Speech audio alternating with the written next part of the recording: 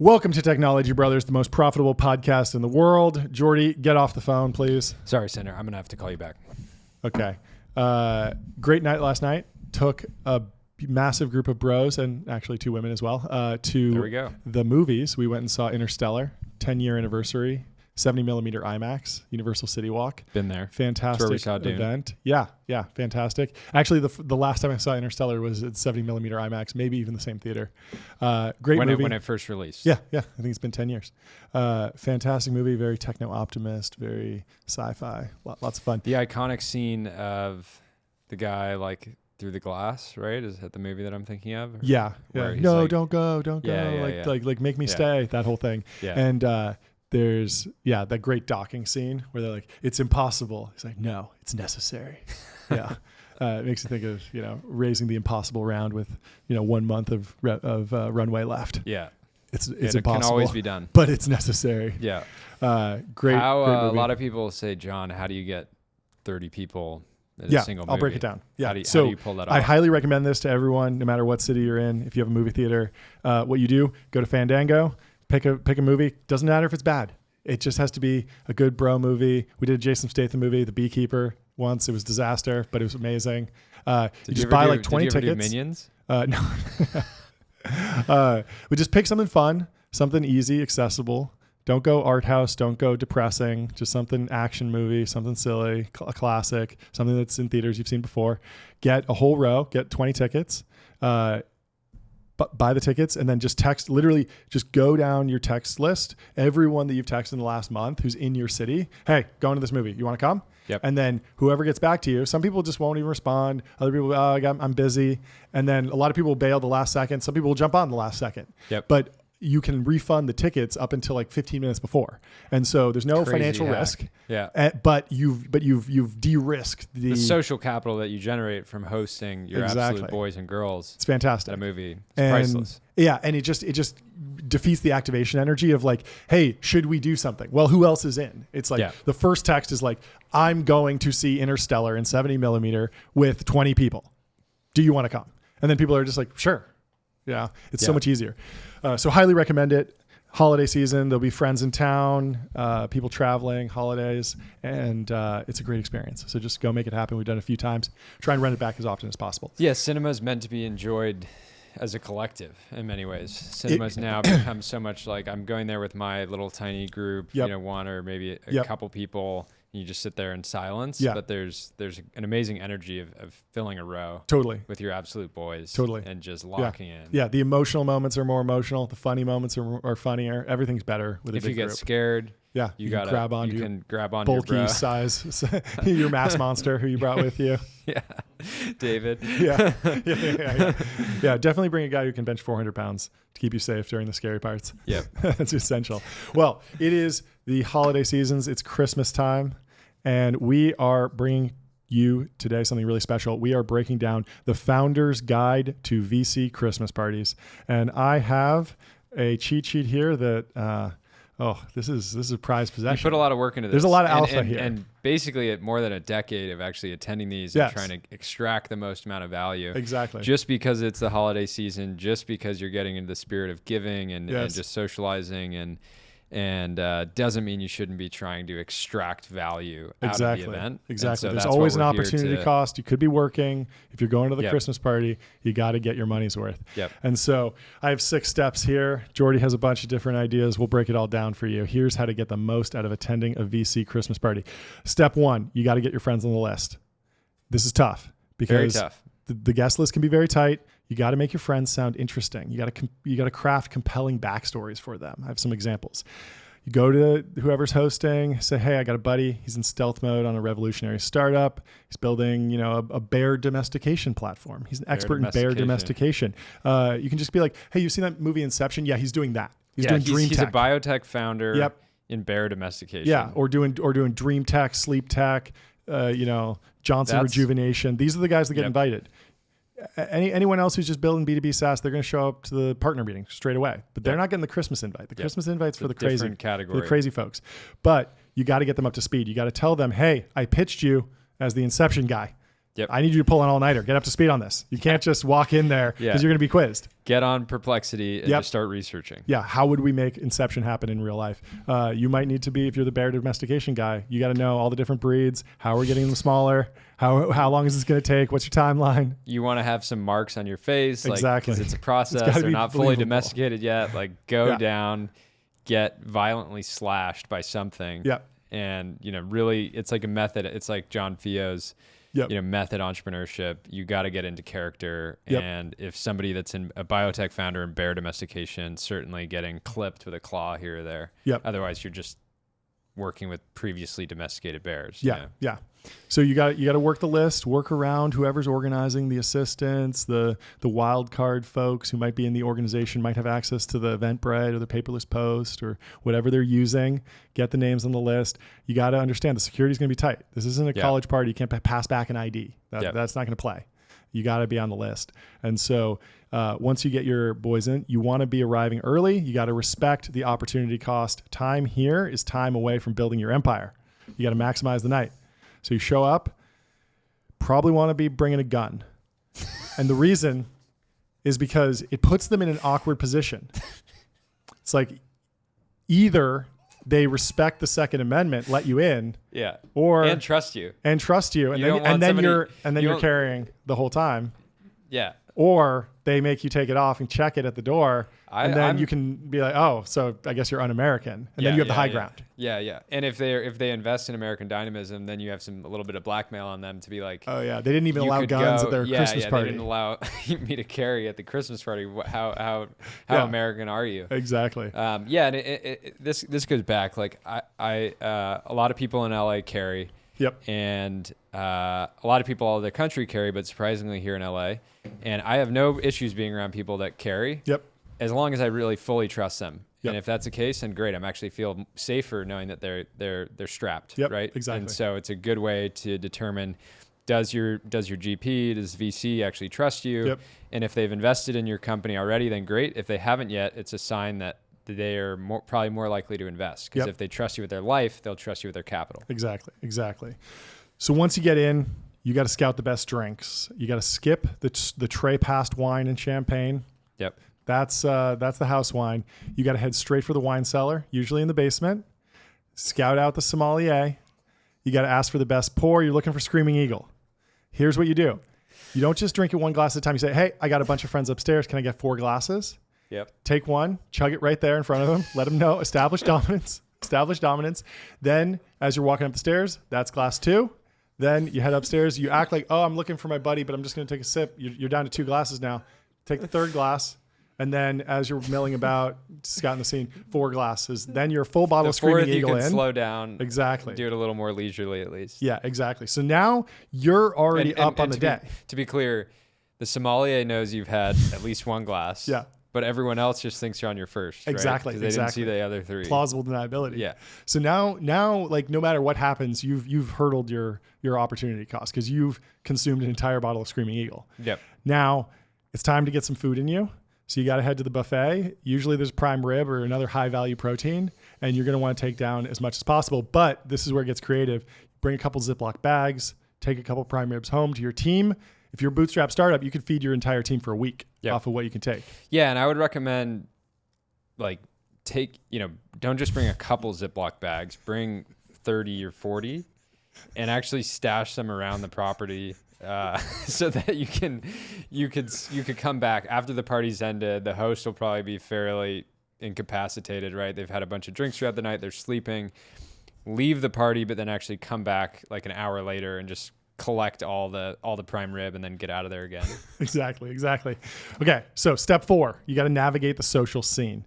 You got to handle the cool kids because if you're a founder, you're not going to be the hottest kid there. You're not going to be the coolest guy. There's always going to be someone who's flexing a little bit harder. There's going to be a lot of drugs going around potentially. You got to skip the mushroom bar for sure. No psychedelics. There might be tattoos. If that's the case, let everyone know. Get a giant chess piece. Bald eagle eating a panda bear.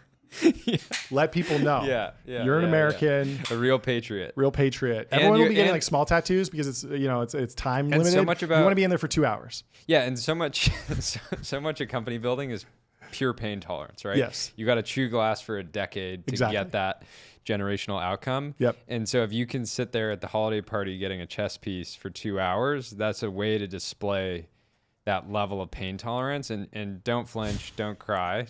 Just take it on the chest. Yeah. And that's an easy way to get your next round done, because that other VCs are going to see this guy just got a pound of ink in his flesh, didn't even win. Of course I can trust him with my money, right? Because this isn't really about, if you're invited to the holiday party, you either have a pending term sheet or already in the portfolio. Yep. And so this is really about getting in front of the other capital allocators at the event and getting their attention so that they can get your next round done. Yeah. And so you want to bring your pitch deck. You want to print it out. Use a high quality 80-pound paper. Don't go cheap. No 20-pound, no 30-pound. Smart. Full color. You want to bind it, and you want to leave it everywhere. Drop it strategically in the bathroom, the home office, behind books. Get it in the gym, wherever you think put it in the prime rib. You know the catering when they have the flip it open, little pitch deck in there. Easy. Next person's gonna find it. A VC is not gonna be able to resist looking at a pitch deck, no matter how poppin' the party is. Yep. So then, would you use airdrop in a situation like this? Would you just start airdropping to anybody like in the vicinity? I like the way you're thinking. Up? Yeah, I like the way you're thinking. Because if you're out of the physical copies, start blasting airdrops. Yep. Exactly. Yeah. So then you're going to want to mill about. Now you have your tattoo, you got your steak, you got your screaming eagle. You're going to head upstairs, and there's probably going to be some cool kids hanging out in some private room, maybe doing a little bit of cocaine. You want to stay away from that. Yep. But you don't want to get mogged by the cool kids. So here's what you do. You walk in, you see them, hey, and they're going to be like, hey, come do the coke. You don't want to. You want to stick to the basics. Yep. Caffeine, nicotine, alcohol, protein. Yep. Right? So how do you mog them? Say, hey, I just got back from Pyongyang. I got some crystal meth that's purer than a Graf diamond. Let's hit this. Now they're scared because they're like, I don't want to touch that. That's too crazy. Yeah. And so now you're the boss. You're the boss. And you don't even have to do any hard drugs. Yep. And so you've established your dominance Just again. throw it on the table. Exactly. And watch them scatter to the wind. Yeah. Their fear is your win. Yep. Leave with your reputation intact. So the last thing, or actually step 5, spycraft. Everyone suspects at these parties that the Asian women are CCP spies, but that's racist and just wrong. What you need to watch out for are the Canadian guys, because they blend in. You think that they're Americans, but then you find out, you get completely blindsided. This happened to me. This is Gaffron's law. I was shocked when I learned that. So you need to be figuring out who is un-American, who's from Canada. You can usually ID them by if they're saying Happy Holidays instead of Merry Christmas. Yep. Very un-American. And then you could drop an obscure ice hockey reference. You could start talking about the Zamboni market and how Zambonis are technically hard tech. And if they get excited, that's a tell. It's Canadian. Big He's into hockey. flag. And if someone questions you, you're already good because you can show off your tattoo of the eagle eating the panda bear. Yep. And they know you're on America's team. Yep. And so the last step 6, you got to party like a legend. You got to be a contrarian. You got to leave your mark. You got to get ready for the pool. We always recommend wearing a swimsuit under your tuxedo. You go into the bathroom, you hang up your tuxedo nice and neat. You want to leave it. You want to leave it nicely folded. Good when you get back in it. Exactly. Hop in the pool. Maybe you start a revolution. VCs are herd animals. They'll all jump in. All of a sudden, it's a pool party. And do your best, if any of your absolute boys are in there, do your best to start a whirlpool, where you all move around long enough that you kind of create this, like basically creating a movement. Venture capitalists like to invest in founders that can create a movement. Yep. And so this is a wonderful physical display of not just physicality, but ability to, create something bigger than yourself, right? Yep. A whirlpool is a great example of that.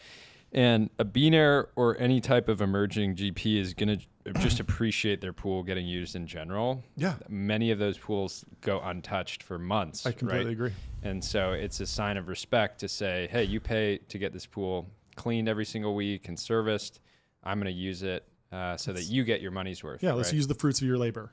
A Yep. cannonball is respectful. Yep. So you got any more tips for me? You really covered it almost all. My main stuff kind of just echoes a lot of what you're saying. I think it's always about finding a way to stand out. You sort of went over a number of different ways to do that and be memorable, right? But the biggest thing, if I could hone in on anything, it's become the main character. Yep. If somebody's hosting people at their house, they're trying to create an environment that says, oh, look at how incredible my network is, the quality of the people that I surround myself with, the quality of my portfolio. And so if you're going to become the main character, you need to be controversial. The best founders are often controversial, right? Steve Jobs, Travis Kalanick. You need to figure out a way to pattern match to this and do that in this sort of party environment. So that can be, you already covered this. A lot of people are going to be sticking to 1 to 2 drinks. Try drinking an order of magnitude more than that. Power law outcome for power law drinking, they call it.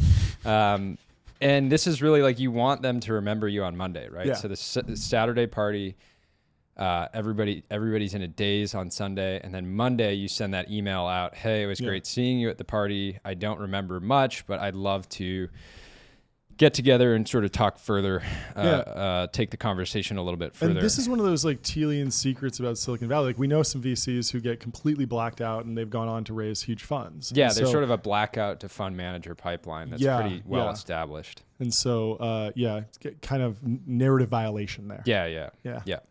If you know, you know. Another one, insist on bringing your own security. Oftentimes there's going to be security already there. And if you're going to a party with people like this, you want them to know that you have enemies and that you need your own security with you. Yep.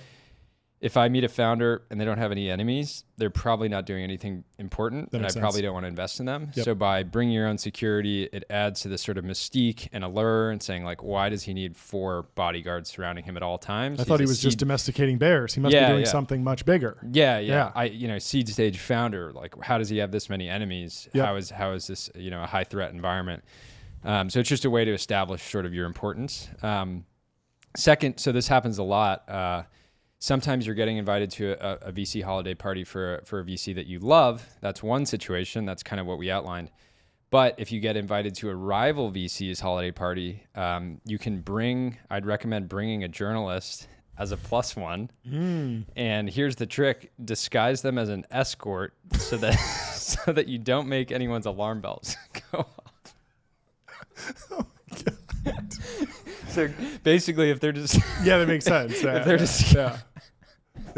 If they're disguised as an escort, that's pretty common for people to bring escorts to a holiday party like this, and so the rival VC won't know what hit them until they're in the information on Monday. There you go. And the journalists will be able to blend in because they all come from fabulous wealth, and so totally it won't be a problem. They're going to know what wines to select and which appetizers to skip and whatnot. And then the last thing, a little more serious, bring extra large napkins. A lot of rounds get done on the back of napkins at these kind of parties. Makes sense, yeah. But depending on your situation as a founder, there might be a lot of structure added to the deal. And so if you have a bigger napkin, you're just you'll kind of need the extra space to kind of work out all the kinks and make sure you get the whole thing and the signature blocks and everything like that. So bring extra napkins, bring a journalist as a +1 if you're going to your enemy's holiday party, and whatever the situation is, bring your own security. We should make paper napkins that have full Excel sheets printed on them. Yes. So you can just do a full model. DCF on the printed on there on the back of it. You can do this deal on the back of a napkin. It's simple. And it's just the most complicated DCF you've ever seen. That's great. Oh, well, that's fantastic. Let us know how it goes, folks. Use those tips and enjoy Christmas parties at VC events this holiday season. Moving on, let's do some DMs that we got. We have a bunch here. First is from Jeremy, good friend of the show. He says, why won't you guys put on a tie? That's a good question. I think for 2025, that should be a New Year's resolution. I'm putting on a tie. Send me your recommendations.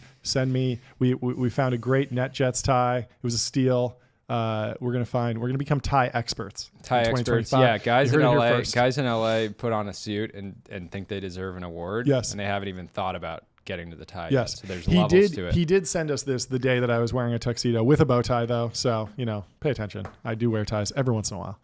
Here's a more serious DM that I got. Ahoy, John. Do you know how I can get off the employment blacklist? I've applied to an amount of jobs that would blow your mind this year, and I've only had 10 or so interviews. What do you think about how to stand out? Maybe we can tell some jokes, but also give some serious advice, because I know that this person is seriously applying to jobs and is seriously trying to get a job right now.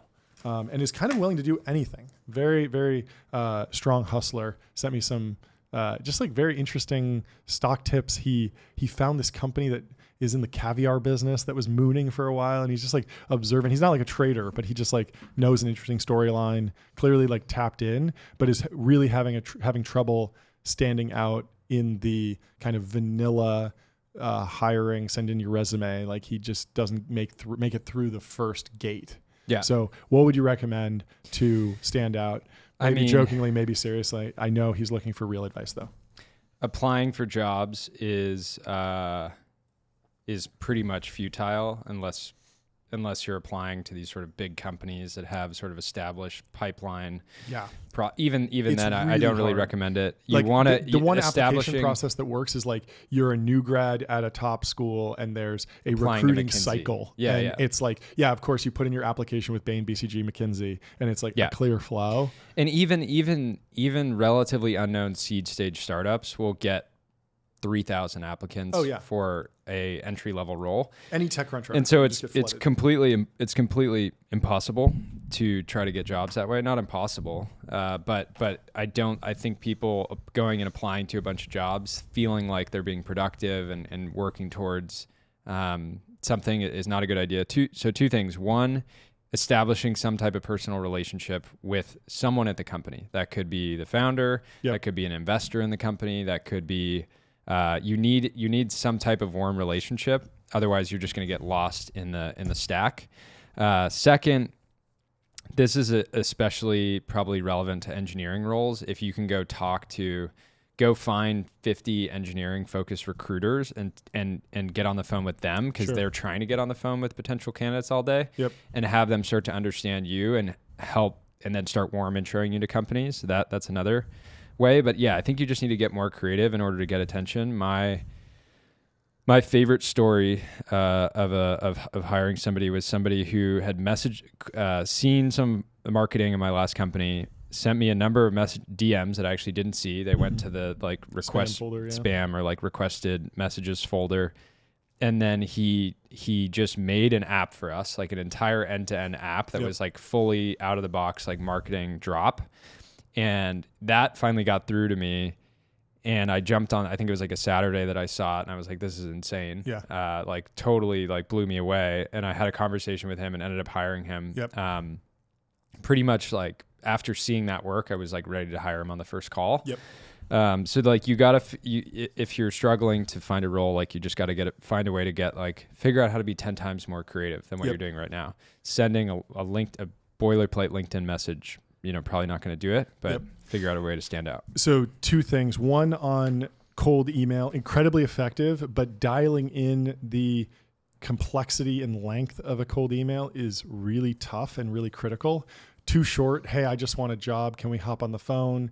That's not going to break through. But also going super long and telling your entire life story is also going to feel like work. It needs to be just this perfect balance, like 3 to 5 sentences with phone number. Hey, you can just text me. Like, let's move to the next stage. You want to see these things as like a funnel. Like you want to get to like phone, text, meet, like move very quickly. And then in terms of the building something, creating value before you get paid, essentially, a lot of people are like, oh, well, like you just want free work or whatever. But I think that if you reframe it in your mind in terms of like, I could spend 40 hours applying to 400 jobs with generic applications and just like slightly reworded, like cover letters saying, I like your industry, whatever, versus you take that 40 hours and you put that towards whatever your craft is, whether that's marketing or sales or development, you put that towards one company. It's more wood behind fewer arrows. That's going to break through. And I think that you'll actually see a higher conversion rate down the funnel, even though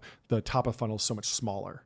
Because you're actually just dedicated. I think that'll really show off. Try to do some type of small project. Even like if you're an engineer, message a CEO and say, hey, I contributed to this like open source project that I know you guys use. Boom, that'll get you through. If you're in a marketing role, hey, here's 5 influencers in your category that I think could be potential partners, and here's why. That'll get you through. Sales, same thing. Hey, here's 3 companies that I know that could be potential customers. I'd love to connect you to them, and separately would be great to jump on the phone sometime. So What do we got? We got reply guy of the month, and the big news here, reply guy of the month.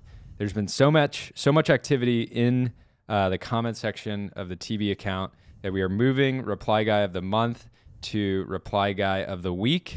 And so there will be up to 52 reply guys over the next year, honorary reply guys. And I got to say there's a number of accounts that have been putting in the work. We're talking 10, 20 plus comments a day.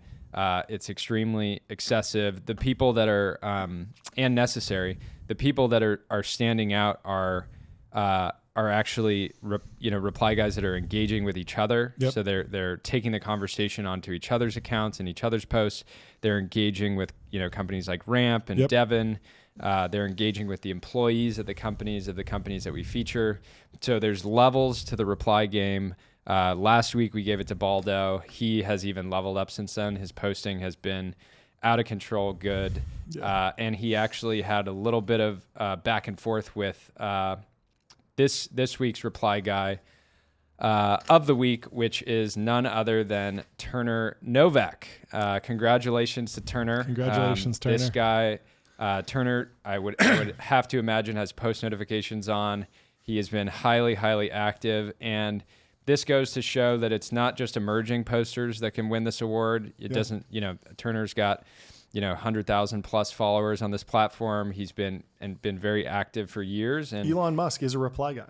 Elon Musk is a reply guy too. With just emojis. This is so good. Quote tweets. He engages. You're never above replying and being a reply guy. Yes. And Turner had some fantastic replies. I'll kind of go down them. Let's go through the greatest hits. Greatest hits. Wow. Devin is a game changer, engaging with Cognition Labs. We love to see that. We were talking about how expensive podcasting is. You got mics, cables, cameras, $300,000 to spend on a branding agency just to get in the game. And Turner said each trust fund actually comes with a podcast, so that would explain why there's so many podcasts. That makes sense.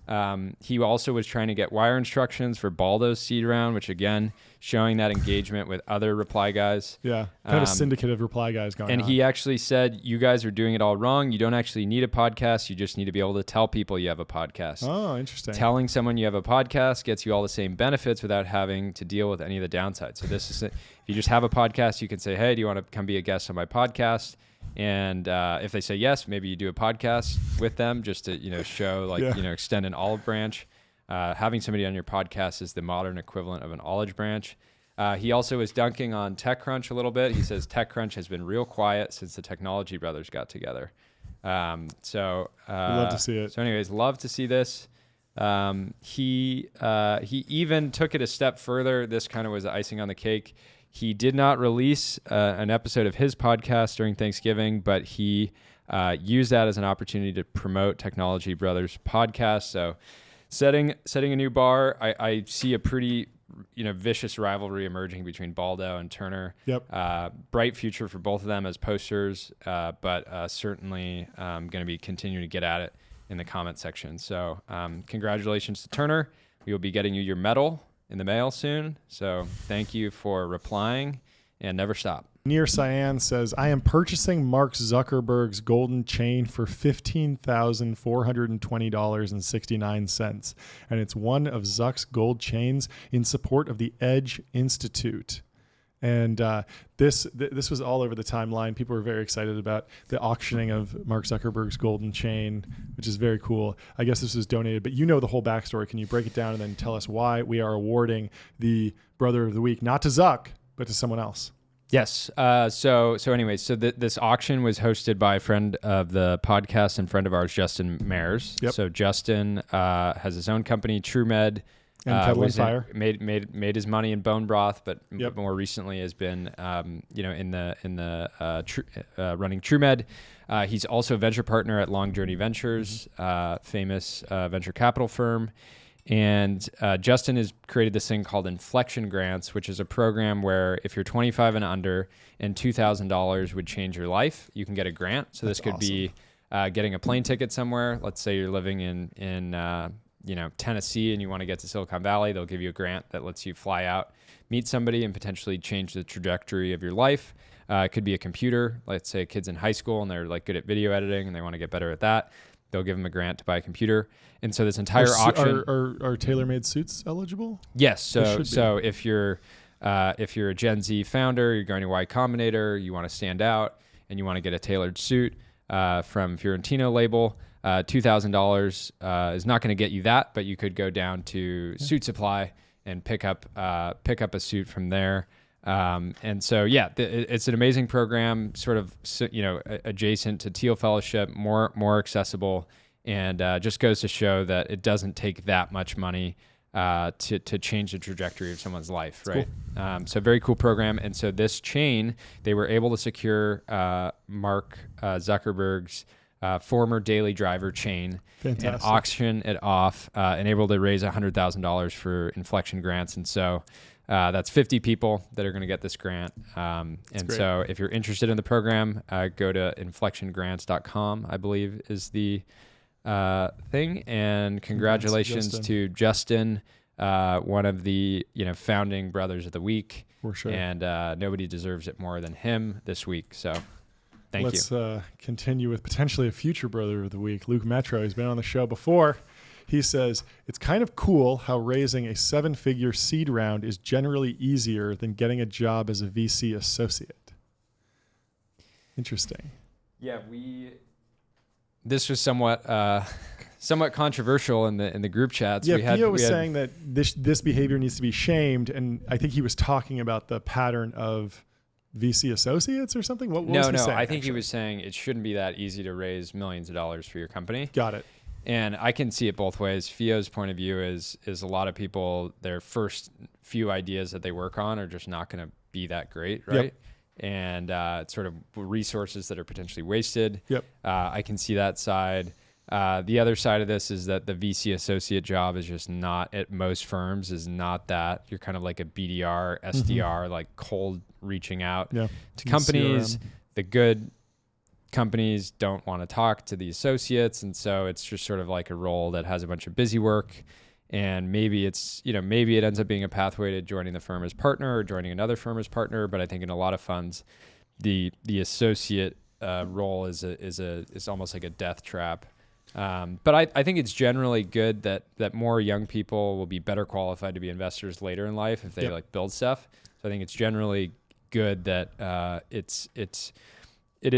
and Luke is just like identifying this, but it's pretty wild how for some people it's easier for them to raise a seed round than get a job, which is actually probably very a indicator of how strong our innovation economy is. Yeah, I mean, if you think about it, just like almost like a tax on large VC funds, if you raise $1 billion fund and you put $100 million aside for $1 million seed rounds, that's 100 companies. Yeah, you're not going to hire 100 associates with $1 billion fund. Yeah, and so the math just plays out much better. You get all these call options, and then all these companies. Yeah, like, it really does seem like it's a better job. That would be an interesting fund strategy, though. It's a $100 million fund with 100 associates, and they just fight. They just fight for everywhere. The death. There's a leaderboard every single week. Who's talking to the most companies? Who's doing the most deals? There are some funds that track calls. Yeah, in the CRM, like you got to be making 40 and calls emails. a week. I'm sure. Yeah, 40 calls a week. It's crazy. Yeah. Oh well, I agree with Luke on this. I think it is wild, but I think it's the correct model. Erroneous Input created a fantastic meme of us. I love this. This is reply guy of the month or week level posting. He's a candidate for sure. Yeah. Do not stop Erroneous Input. We love what you're doing. On the map. It's a beautiful photo. Found some great photos of us from the show. Photoshopped them in to this sports car in the snow. And really, really good job with the cropping and the masking. Just this was it's not a hack job. This is class. I like it. Really, really good. Probably could have blended in the TB logo into the hood a little bit more. Dusted a little snow over the hood. In a couple months, he'll be pulling out the 3D rendering software, really baking it in. Using Sora, maybe. Yeah, maybe. But we love to see the user-generated content, where it's going, how it's growing. We appreciate what you do for the show. Great work. We wouldn't be who we are without you. Let's go through this 3-post deep dive by Arthur Rock, funny name. And I think did you want to start with the Steph post, Steph Mui. She says, a GP from a multi-stage VC firm is anonymously posting private revenue numbers and funding rounds of large companies that are apparently quite accurate. And they only have 450 followers, and most of their tweets have almost no likes. And Arthur Rock is posting 11 labs, 90 million ARR, planning 100 million EOI, profitable, closed unannounced round at 3.2 billion from iconic growth in A16Z. And Arthur Rock also says $20 million ARR in the first 2 months, fastest growing software company ever, raising 80 to 100 million at 1 billion, have a few term sheets first week in market. And then Arthur Rock closes with saying, my DMs are open if you have some tea. It ain't much, but it's honest work. So yeah, what's going on here? Break it down.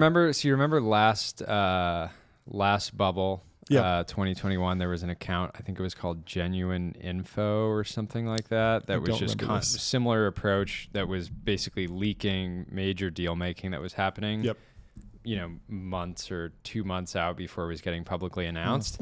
And so Arthur Rock, great name. Yep. I actually don't know what it's in a reference to. Arthur Rock. The original GP or the original VC, basically. Wow. I just proved I'm a Zoomer. Yeah. The original GP himself. Yeah. So anyways, the first venture capitalist. The first venture capitalist. So great name and some interesting intel. I actually DM'd with him a little bit last night. Oh, really? Nice guy, technology brother himself, clearly. Fantastic. But yeah, I'm. It's an interesting strategy, Cotton, because I think at some point, some schizo is going to just try to pinpoint all of this and put it all together. Because on one hand, I think it's a lot of this information by the time but he's not sharing anything that would be potentially damaging to companies. Yeah. But he's certainly front running the news cycle, which our friends at the Misinformation like to do quite a lot. Yep. So anyways, I'm interested. I think I'm long this account. I'm investing sub 500 followers. Okay. He's got a bright future. And it's one to follow.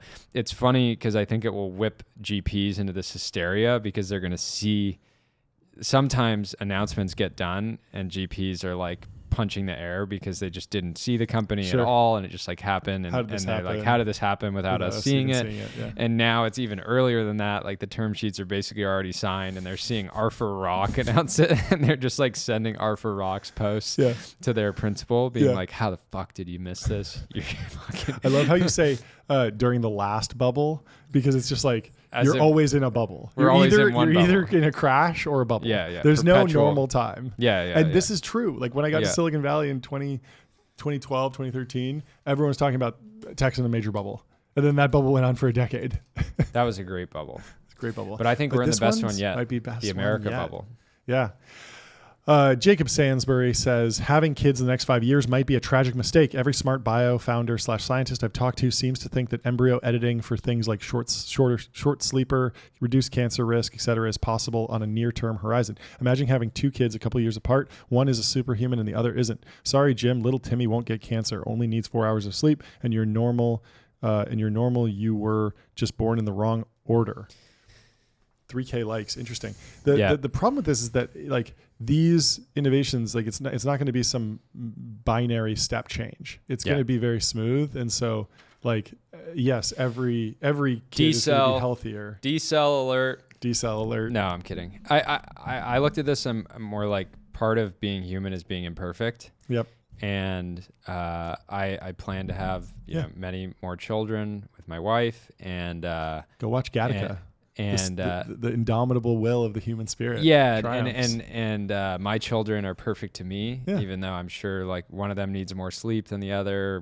All these things. So I think it's pretty human. And a lot of these gene editing technologies will be possible once you're alive. There'll be medications. There'll be all sorts of different hacks. Yeah, it's also, do you want to be in the first generation of fully gene edited children where you're I want to make sure, I want to allow them to only sleep 3 hours so they can grind harder. Yeah, probably no side effects. And then it creates this like insane side effect. And it's maybe you want to cycle a 20-year cycle. All of them became serial killers. Yeah. I just want to edit for not being one-shotted by ayahuasca. Yes. Yeah. in case, in the downside that my children. Yeah. Also, if you talk to a parent and you said, hey, there's this new experimental gene editing technology that will let your kids sleep for 4 hours, I don't know, a single parent would take that. Every parent would be like, where's the 12-hour sleep? Yeah. Every night you're basically optimizing for, make sure this light is longer sleep, blackout curtains, noise machine. Yeah. Noise. Let's do 2 noise machines. Yeah, 2 noise machines. Clearly doesn't have kids. Have you done the overlapping noise machines? No, I haven't done that. That works. There's levels to the noise machine. I love it. Okay. Cora says, today was the day I finally broke. I was accidentally not disassociated enough on the streets of San Francisco and projectile vomited from the yucky sights. Oof. This is interesting because I looked at Cora's profile and she's like a very normal tech person. She's not some like raging right-wing lunatic who's like agitating for culture war. Yeah. But 10 years ago, there was this guy, Greg Gottman, who posted something very similar talking about the homeless problem in San Francisco. And he was canceled harder than like anyone ever, like could not get a job for years. And then he kind of bounced around. I think he's doing okay now, but it was really, really rough. He wrote a post about how like San Francisco has a lot of homeless problem and like we need to do something about this. And everyone was he was canceled for that? Incredibly canceled, like terrible. He got hired at Twitter for a little bit, got fired. There was an era. You're basically, crazy. I basically missed this era because I was basically in high school. Yeah. But you said Dustin Curtis got canceled for liking nice things. This guy got canceled for identifying the homeless problem. Yeah. It was rough. And the tech industry hadn't learned to like circle the wagons at all. And so there was just complete scapegoating and then just ostracization. And you just became an apostate very quickly for doing anything like this. Yeah. It was crazy.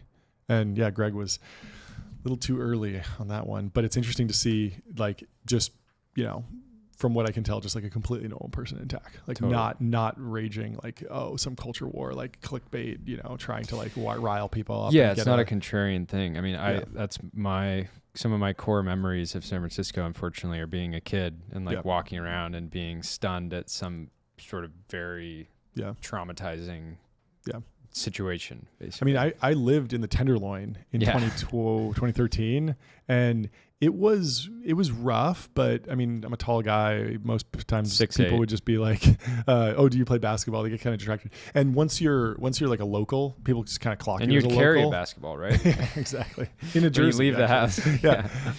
So plays for the Warriors. It wasn't that bad for me. But I went back after COVID and I'd seen everyone on Twitter in San Francisco talk about how bad it was. And I was like, okay, I'm going to try and be objective here. Like, how can I quantifiably say if it's actually worse or if that's just some psyop from tech people? Yeah. And the thing that I landed on as being like something that I noticed that was physically different was the number of barbecues that were on the street, like more permanent encampments. Wow. Because you're actually like living and cooking and like sometimes even hooking up gas lines and stuff. Like it's like very, very permanent installations on the city gas. And I was like, I don't remember that happening. And so you can never really tell if it's like, you see a street and there's a lot of homeless people. It could just be like, well, they moved from 5 streets to 1 street. So there's not actually a gain in the number of homeless people. But the barbecue thing really, really stuck out to me. So I do think there's an issue and I really hope they solve it soon.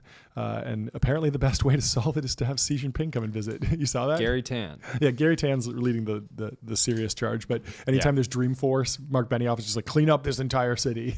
It's great. Yeah. Let's go to Will Quist. He says, that sound you hear is tech investment bankers everywhere canceling their holiday plans and breathing a sign of relief. And it says this post is unavailable. Should we even cover this? Or no, that was something about Service Titan. Oh, okay. Because it was Service Titan. They priced above it their at like IPO. 70 and then it went out at like 101. Over 100. And for a long time, the tech IPOs would dip right after. It was rough. Yeah. And the SPACs were like aggressively bad. And so many VCs were like, let's just stay private longer. Yeah. But now the game's back on. M&A is back on the menu. Lena Khan's out. IPOs are back on the menu. Start underwriting your seed investments to Decacorn Outcomes. It's okay to invest at 50 posts, pre-revenue, pre-idea, pre-team. Yep. Just do it. 50 posts. Wait, 50 million going into the seed round. Yeah. 200 50 pre. on 250. Right. Yeah, right. exactly. Sorry. We're building AI here, man. Yeah. we need some cloud credits. Oh, this is a good one, but we're a little bit too deep in the post. Gary Tan says, I want this. I would fund this too. And it's Andre Carpathy talking about building a tool to help you read along with a book. We talked about this last time, but Krish then says, I love you, Gary, but you guys literally rejected me. And he posts his company. But the beauty of YC, you can apply again. Gary wants it. Again. DM him. And if you want an AI reading companion, go to getmeaning.xyz. Getmeaning.xyz/home. And do you really need the /home, bro? Yeah, and go get a meaning.com. And I mean, what a real poster. He included a link, 2.5K likes. Real posters built different. Yeah. Respect. Built different. Broke through. Respect. Yeah. So, never too late to apply to YC. You can always get in. Ginkgo Bioworks went through at like 200 million valuation. Promoted post.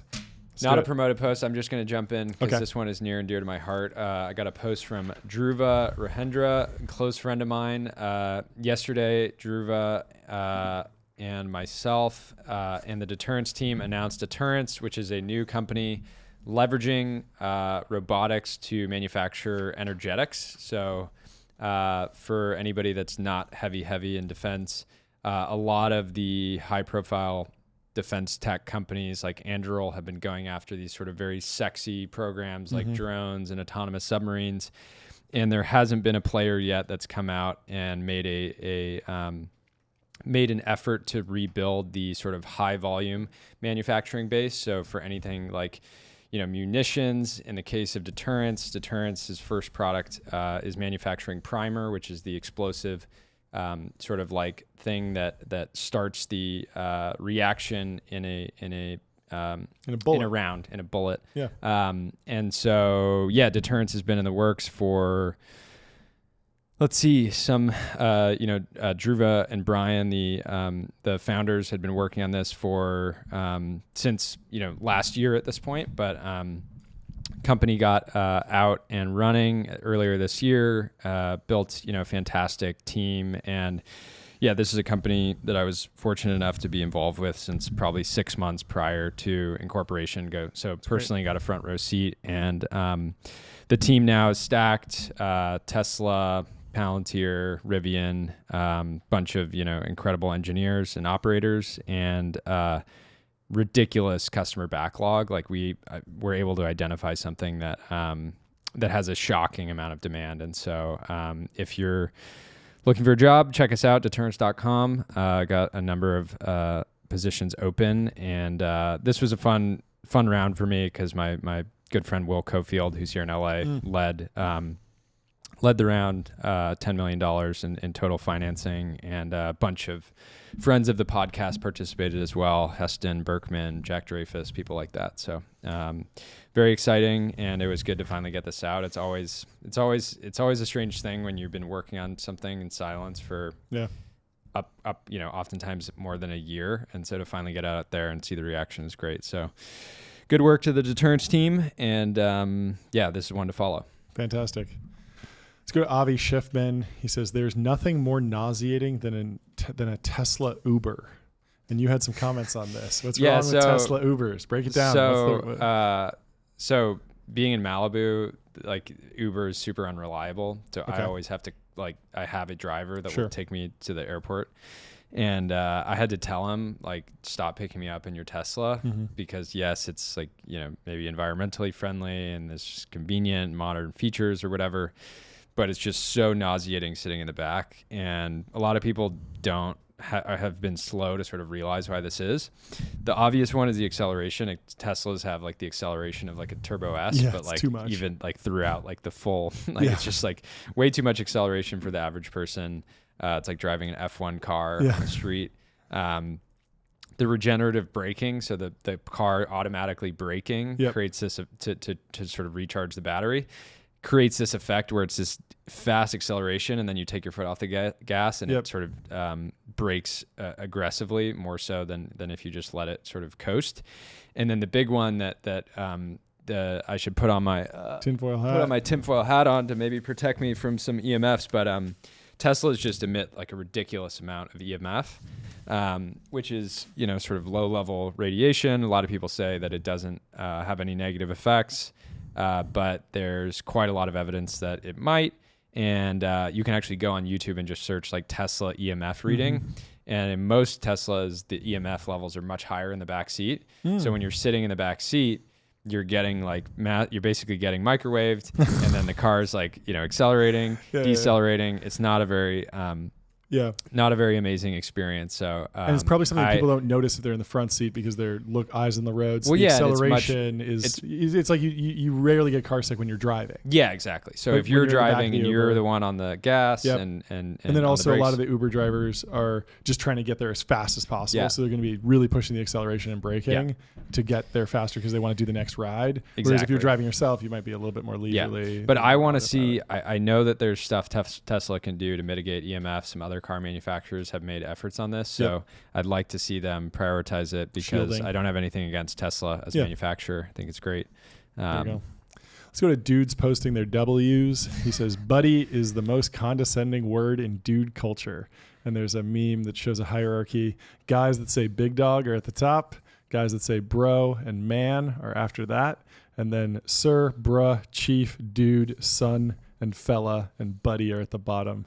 So Bud and buddy are just so much farther than chief. I don't think chief is derogatory, but yeah, well, Bud it's about the hierarchy. Like, are you like when you say big dog, that's like a sign of respect. Sir, chief, these are boss. These are you're paying respects upward. Then there's brother, which is equivalent, man equivalent, dude, sir even. But then when you go son, that's younger. And buddy is like what you call your dog. And so it's like, son. Are you talking down to people or are you talking up to them or showing a sign of respect? Son can also be used in the right context, can be, positive. Like, damn, son, like that? No, more like, here, come on, son.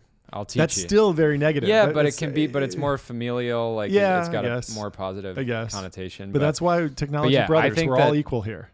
Yeah, we're all equal. I do think that if a VC calls their portfolio founder Bud, they should be diluted to zero.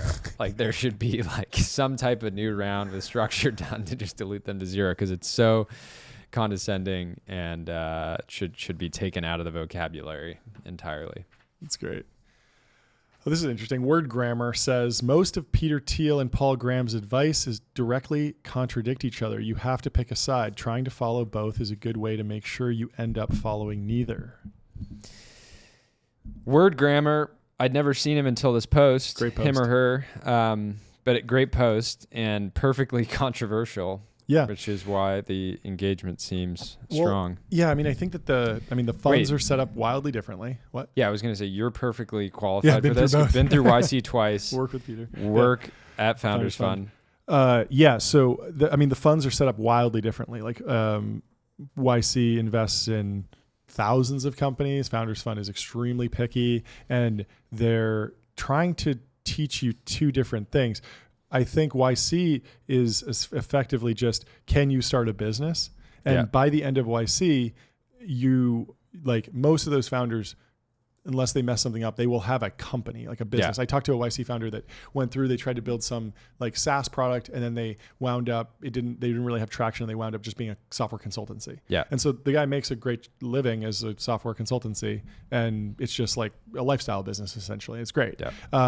Whereas the Founders Fund Thiel model is very, very narrowly selected for monopoly power are there moats? Are power law outcomes? Can this be $1 trillion company? Yeah, it's not underwriting. Oh, we think this can be. They can IPO and have a $10 billion market cap. No. It's are we going to still want to invest in this company at a $200 billion valuation? Exactly. So that's just a wildly different question, and you would never get that in a YC interview. Let's make sure that it's plausible that this could be $1 trillion company. Yeah. No, it's like, are you an interesting hacker? Are you building something? Do you want to build a business? Yeah, and the cool thing is that YC generates a number of power law companies, right? Coinbase, Lucy, Airbnb, right? Stripe. So they still generate these Thielian companies. Yes. And Founders Fund will back those companies. Yeah. But it's just a much different method. But let's just continue with Word Grammar because this one's great. God cursed Peter Thiel by making him Silicon Valley's biggest tech guru. Now, the minute he says something, millions of tech bros listen and agree with him. Because of his curse, he will never be able to be a contrarian ever again. So this is interesting, and this is somewhat true, but there are plenty of things that he doesn't say publicly. Yeah, it's a timing mismatch. Yeah, exactly. He's going to make everyone believe what he wants them to believe when it is convenient. Yeah, it's a timing mismatch more just in the sense of like there's clearly ideas that he's talking about with his inner circle, then workshopping in private events, then there's private dinners where these ideas go out, and then maybe like 6 months to a year later, it's on a podcast. Yeah. And so it's a very intentional. I would say he's understanding the weight of his words and being very intentional with how he rolls out that messaging. Yep.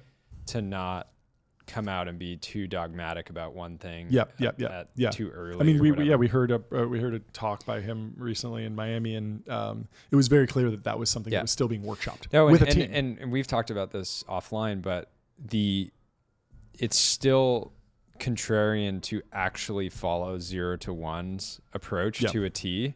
Where it's very hard. Most investors will say, "Oh, we're contrarian. We're only investing in power law monopoly companies," but then they'll do like a run-of-the-mill like B2B SaaS company still, right? Yeah. And so they're not actually like fully embodying that approach. Yeah. And my takeaway from 0 to 1 is always like, if you read the book and you really apply it to your business, like what you're meant to do, what you're enjoying building, the answer might not be don't start a company. It might just be don't raise venture capital. Yeah. And YC is not that check. Yeah. But there are plenty of companies that get through YC and then they don't need to raise because they're not building in that 0 to 1 playbook sense, and that's okay. Yeah. But it wouldn't count in that metric. Let's go to Didi. Didi says, just learned that WhatsApp has not 10, not 20, but 150 designers, all working tirelessly to make sure the app looks exactly the same as it did in 2014. 92K likes. Yeah, so this is crazy because the X design team, which now includes my dear friend Brandon Jacoby, who you've covered on the show before, the X design team I think is under 5 people. Like it's some like tiny, much more complicated product, I would say, in many ways to run a social app. Than a messaging app, even though WhatsApp has plenty of social features. So anyways, this goes back to what we've talked about before. Why haven't more companies done the Elon and just cut like 80% of people? But I guess WhatsApp being part of Meta now, maybe it doesn't have the same incentive. Yeah. I also wonder if like a lot of those designers are working on like little new small like ad integrations, because the core product does look the same, but there's a lot of like design. Every simple product is deeply complex. Yeah, all the different onboarding flows and like little screens that you don't see and you never really interact with. But yeah, 150 is a lot of designers for an app that's pretty basic. It feels basic, but yeah, I mean, Facebook has a long history of stuffing features in these apps. Like Instagram used to just be photos. Now there's like 25 different tabs. Do you have to give them credit for keeping Instagram? Yeah. Like they've like 100x the features and it's still the core functionality of going there to see what's likely the most interesting posts for me at that moment in time. Profile still fairly clean. So credit to them for that. Let's go to Lee Jacobs. He says, when Chase Lockmiller first told me about Crusoe, I said, wait, you are turning large fireballs from the ground into Bitcoin in North Dakota? What started as that absurd idea is now the leading full stack AI inference company. Excited for the new fuel from our friends at Founders Fund. That is crazy. Do you know the story of Crusoe, like how they started?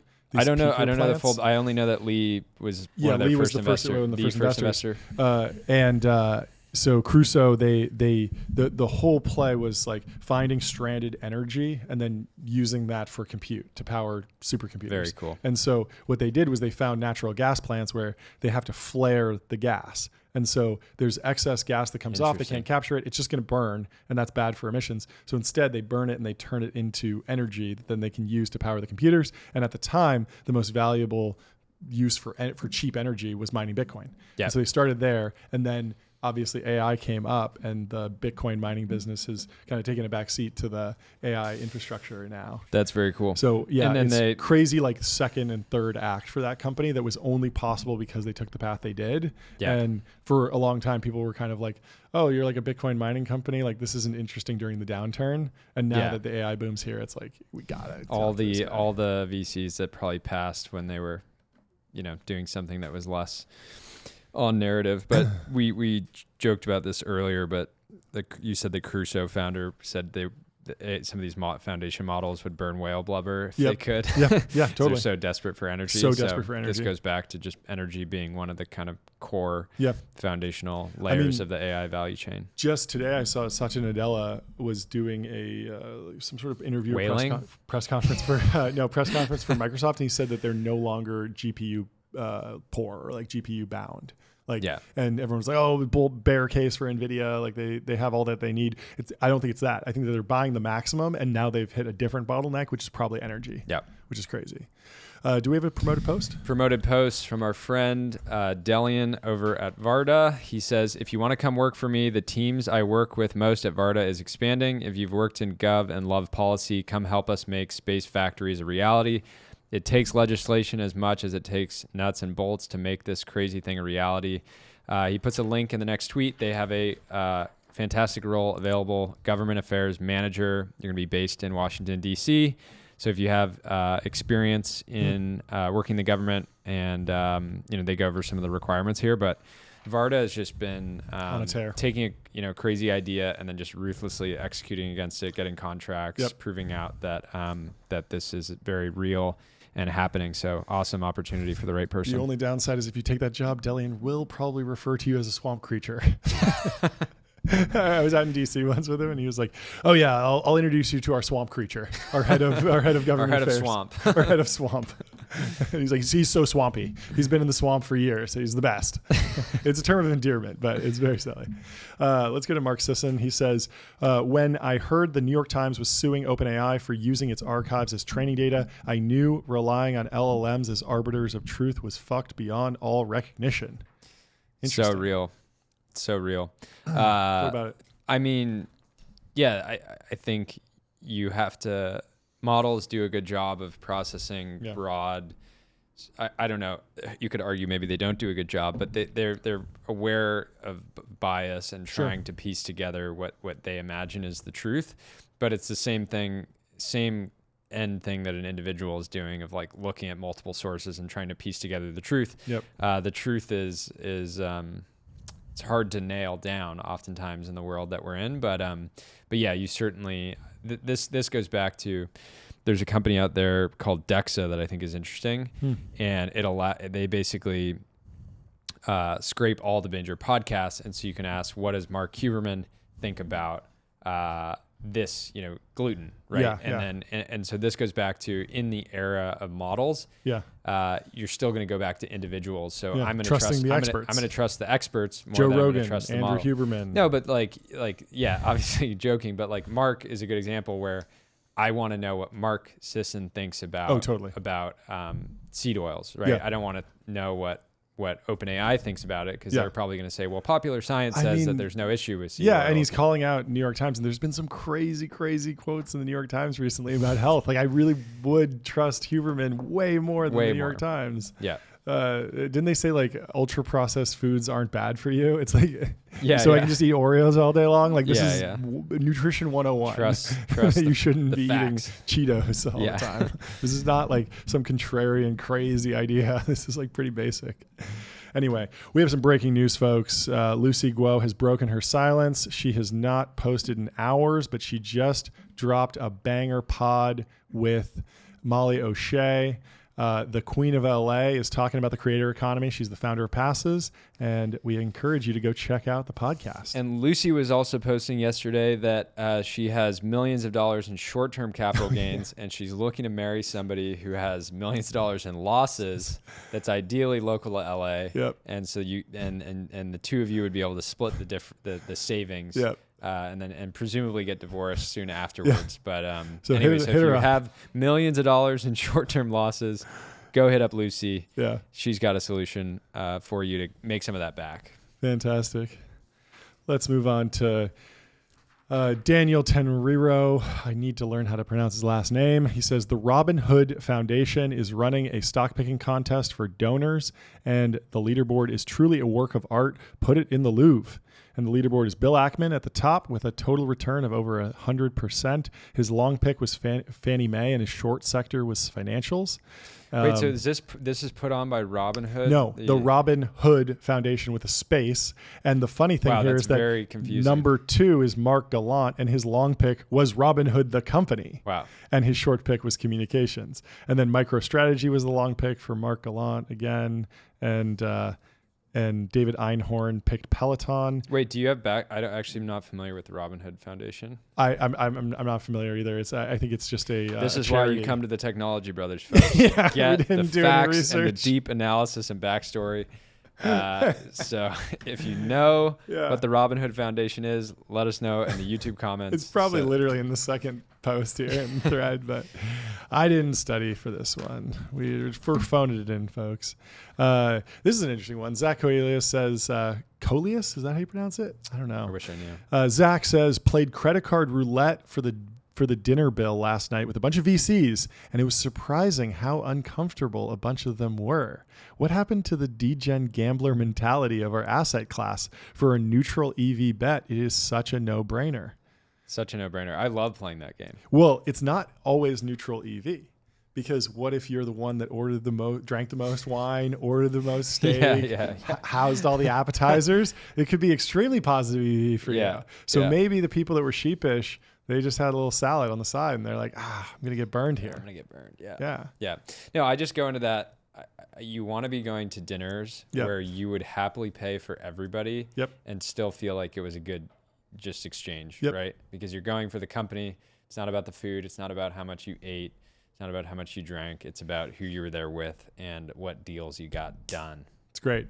Do we have any more promoted posts? I got a promoted post from the number one business podcast in the world. Oh, this is fantastic. David Senra with Founders Podcast. He gave a great summary of the book How to Make a Few $1 Billion, which we've talked about before on the show. Brad Jacobs. He did a whole interview with Brad Jacobs. You called this out last time, but some of the most iconic founders now are actually living and breathing, and so David can just hang out with them and hear it straight from the thoroughbred's mouth.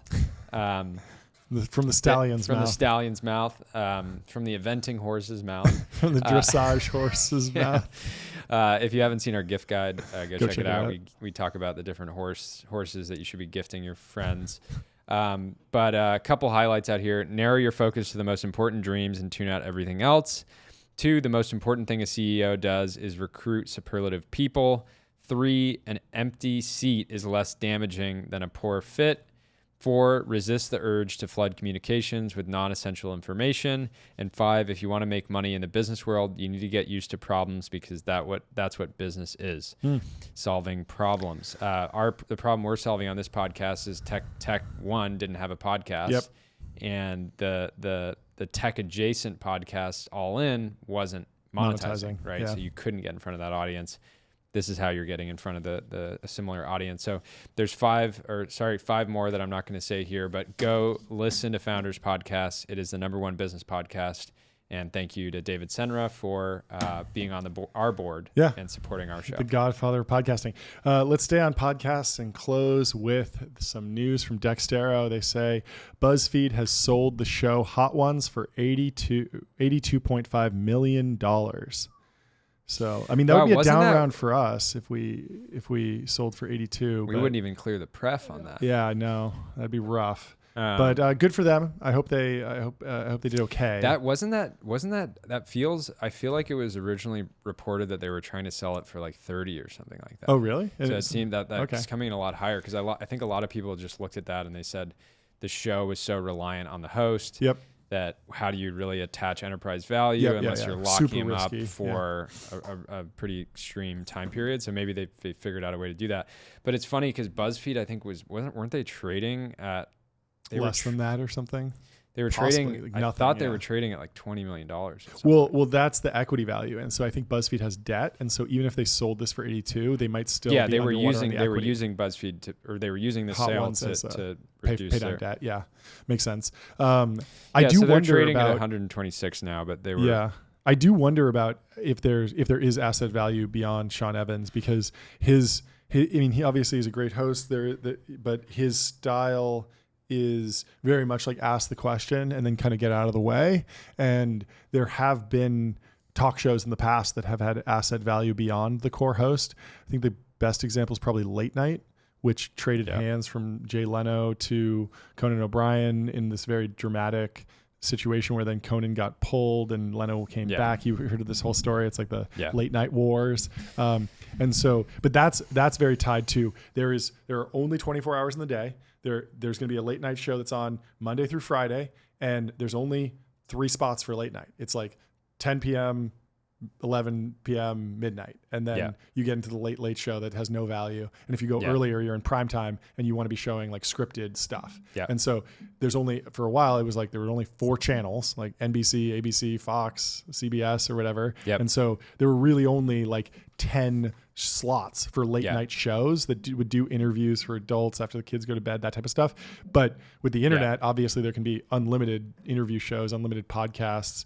And so BuzzFeed, like Hot Ones has obviously built like this incredible brand. It was originally with Complex, then sold to BuzzFeed. It's traded hands a few times now. Will be interesting to see where this goes. I mean, it doesn't seem like Sean Evans is stopping anytime soon, and it seems like they must have got him a great deal. And I bet part of that 82 was, built into his contract and predicated on a great contract there. So always interesting to see what's going on in the podcast world, but we got to wrap up. We got a lot to do. Got to get on with Taipei, I think. That's right. So thanks for listening. Subscribe, follow us on X, and we'll see you next time. See you on the timeline.